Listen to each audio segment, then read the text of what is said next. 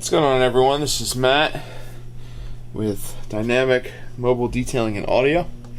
This is technically it's day 3. One thing we did do the other night was I had a helper come in and he helped me run the power wire. So what did we do? We pulled the wire straight up through a grommet that's actually located behind this box, kind of back in this area. Pulled it up, and the ground wire, you're being moved all around.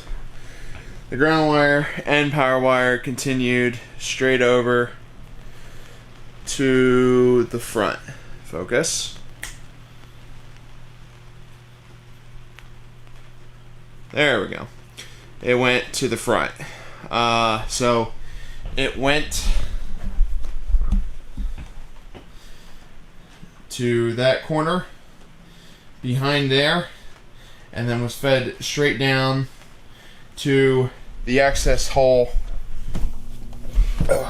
in the bathroom. So once